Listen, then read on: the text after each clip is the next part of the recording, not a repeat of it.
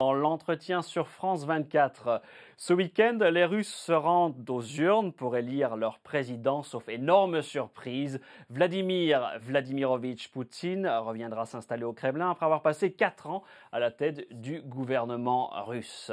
Alors dans ce jeu de chaises musicales, si l'affiche ne change pas, la société russe, elle, est peut-être en train de changer. En témoigne une vague inédite de manifestations qui a lieu depuis plusieurs mois à travers le pays. Alors pour nous parler de la Russie, de cette Russie qui change, j'ai le plaisir d'accueillir sur ce plateau le professeur de la Russie. Vous êtes bien sûr le fondateur de l'IFRI en 79, plus récemment du World Policy Conference, et vous êtes l'auteur d'un livre qui paraît ces jours-ci, un livre très personnel sur la Russie, Journal de Russie 1977-2011, dans lequel vous nous parlez de vos nombreux voyages en URSS, en Russie, de vos rencontres avec les dirigeants russes et avec les Russes.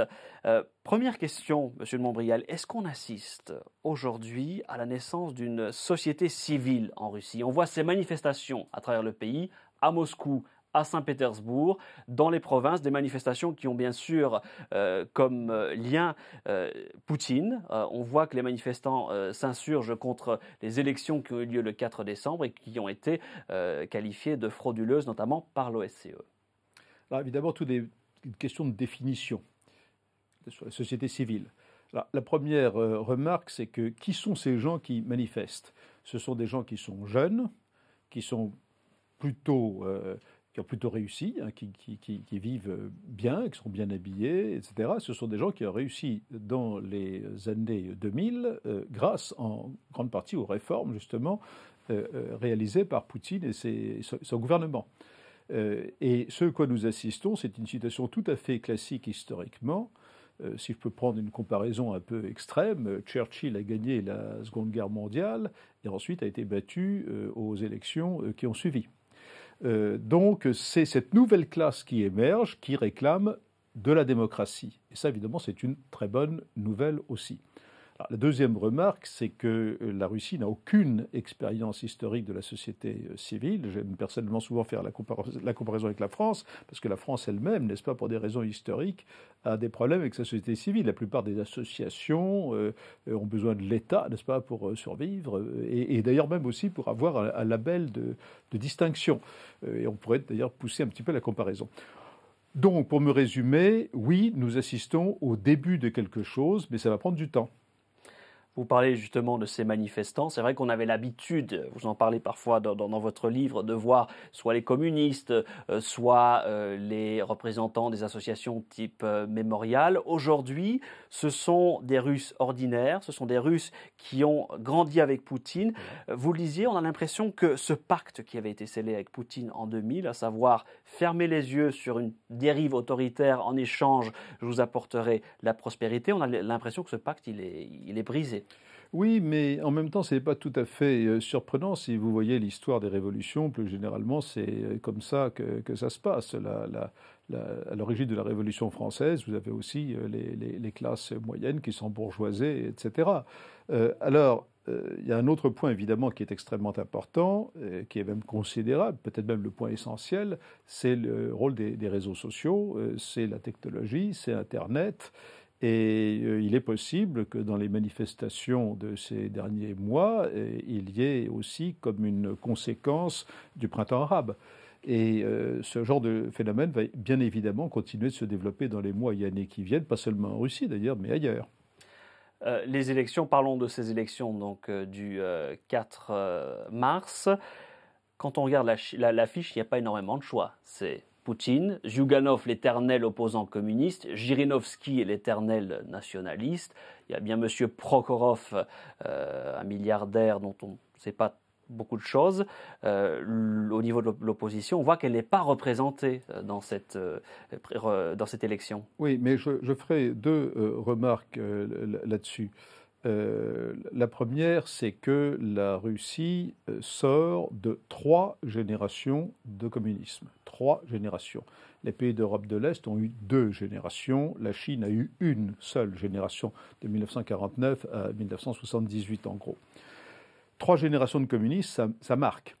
Et qu'est-ce qu'il y avait avant? Il y avait l'autocratie des tsars.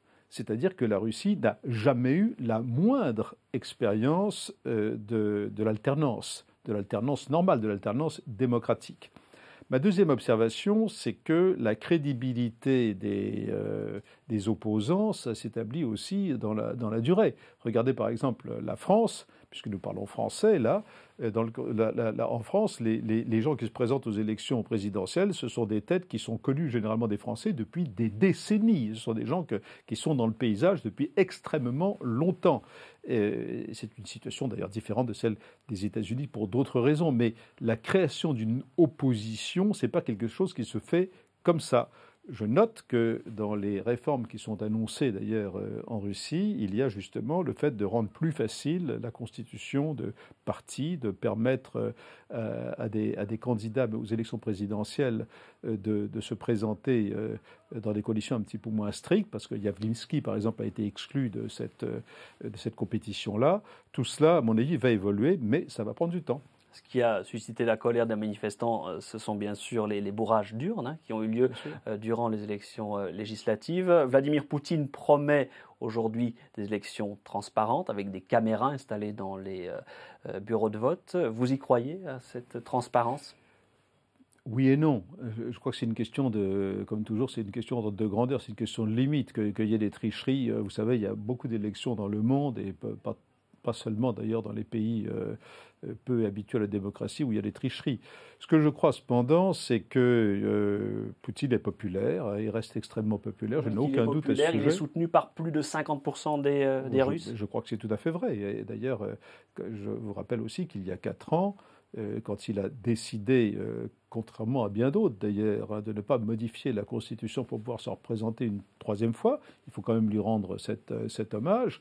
À ce moment-là, les sondages donnaient largement plus de 70%, sinon 80% de popularité. Donc sa popularité a considérablement baissé. Mais il y a 4 ans, il aurait pu faire absolument ce qu'il voulait. Imaginons Poutine réélu au terme du premier ou du second tour.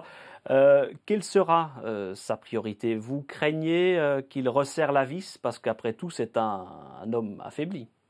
Moi, je ne me présente pas les choses comme ça. Je pense que Poutine veut laisser un nom dans l'histoire de la Russie. Il veut être celui qui a sorti la Russie du chaos après la chute de l'Union soviétique. C'est ça l'image qu'il veut laisser. Il veut laisser l'image d'un grand réformateur. Il veut être celui qui aura créé les réformes qui permettront à la Russie d'aborder le XXIe siècle dans des conditions honorables. Alors, si nous avions fait cette émission il y a 2 ou 3 mois, ou même moins d'ailleurs, je vous aurais probablement dit qu'il allait être réélu aisément et qu'il allait faire 2 mandats, c'est-à-dire que celui-ci nous mènerait jusqu'à 2024. 2024, ça vaut dire 25 ans de Poutine, puisqu'il a été Premier ministre une première fois, assez obscur d'ailleurs. 99. À 99, 25 ans de Poutine. Bon, aujourd'hui, naturellement, on ne peut plus faire ce genre de prévision. Aujourd'hui, ce qu'on peut dire, c'est qu'il fera vraisemblablement un mandat de 6 ans. Peut-être même les circonstances le conduiront-ils à démissionner avant, on ne sait jamais. Je ne parle pas des circonstances extraordinaires d'ordre physique ou autre. Mais il paraît beaucoup moins probable qu'il fasse 2 mandats. Vous voyez, les choses s'accélèrent. Et peut-être que si nous nous revoyons dans 6 mois ou dans 1 an, les choses auront encore évolué substantiellement.